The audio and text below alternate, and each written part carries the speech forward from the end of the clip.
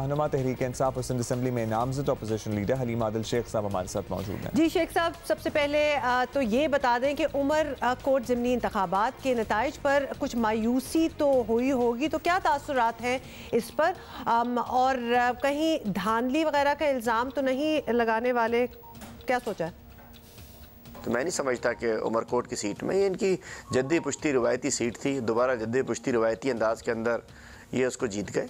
लेकिन मैं बताऊँ वहाँ हमारे इत्तेहादी GDA लड़ रही थी। इंशाल्लाह अभी इंशाल्लाह अगले महीने फरवरी में एक आपको बहुत बड़ा सरप्राइज़ मिलेगा कि पीपल्स पार्टी PTI के हाथों शिकस्त खाएगी इंशाल्लाह। ये भी हमारे अरबाब साहब बिल्कुल हमारे इत्तेहादी थे, हम उनके सपोर्टर थे।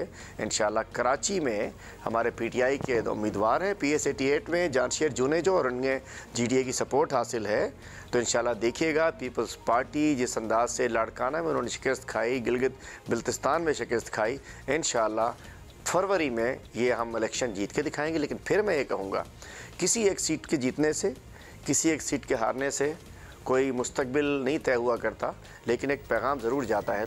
चलें, आप फरवरी के लिए होपफुल हैं, आप कह रहे हैं कि पैगाम ज़रूर जाता है, तो इसका पैगाम आई होप आपने ले लिया हो, और फिर फरवरी की बात तो फिर फरवरी में देखेंगे। शेख साहब, पाकिस्तान तहरीक इंसाफ सिंध में अपनी पोजीशन मजबूत करने के लिए बड़े अरसे से कोशिश कर रही है, लेकिन यहाँ सवाल ये भी है कि कराची में आपके पास इतनी सीटें हैं, लेकिन वफाकी हुकूमत यहाँ भी कुछ नहीं कर सकी है, फिर बाकी सिंध में भी ज़ाहिर है वोटर्स परफॉर्मेंस तो देखेंगे ना, और परफॉर्मेंस देख के आपको कोई क्यों वोट देगा सर? कराची में क्या नहीं कर सकी वफाकी हुकूमत? एक तो बिल्कुल ये बात है कि कराची का गटर 18वीं तरमीम के तहत सूबाई हुकूमत के पास, पानी सूबाई हुकूमत के पास, ट्रांसपोर्ट सूबाई हुकूमत के पास, रोड सूबाई हुकूमत के पास, सब चीज़ सूबाई गवर्नमेंट के पास है। लेकिन उसके बावजूद 13 साल में पीपल्स पार्टी 10 बसें भी 13 साल में नहीं दे सकी।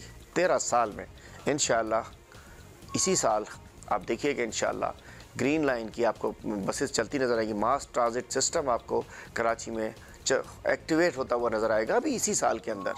यहाँ 7 फायर टेंडर्स हुआ करते थे, पूरा शहर जल जाया करता था। 52 फायर टेंडर्स यहाँ रोडों पर चलना इंशाल्लाह भी आपको नज़र आएंगे, पहुँच चुके हैं, जो कि ख्वाब सा लगता था। उसके अलावा पिछले साल आपने देखा 3 फ्लाईओवर्स बने, रोड्स बनी, रास्ते बने, और सबसे बड़ी बात 1100 अरब के जो प्रोजेक्ट्स हैं। चलें, होपफुली हम भी इंतज़ार कर रहे हैं एक्चुअली जब ग्रीन लाइन चलना शुरू हो जाएगी, क्योंकि अब 2.5 साल तो ऑलमोस्ट PTI की हुकूमत को भी हो गए, और ग्रीन लाइन का स्ट्रक्चर उससे पहले का मौजूद है और इससे पहले ऑलमोस्ट कंप्लीट हो गया था। थैंक यू सो मच आपका, हलीम आदिल शेख साहब हमारे साथ मौजूद थे। So let's just hope and pray कि कराची के अवाम को कोई मास ट्रांजिट का निज़ाम मिल जाए। हम इस पे दुआ कर रहे हैं। हाँ, हम इज्तिमाई दुआ भी करा सकते हैं। इज्तिमाई दुआ ही होनी चाहिए, और मैं तो कहती हूँ पूरा शो इस पे डिवोट ही कर देना चाहिए, फिर शायद कुछ जाके हो। But in the mean time बताएं कि कराची के लोगों के जरा मसाइल हल हो जाए। I know.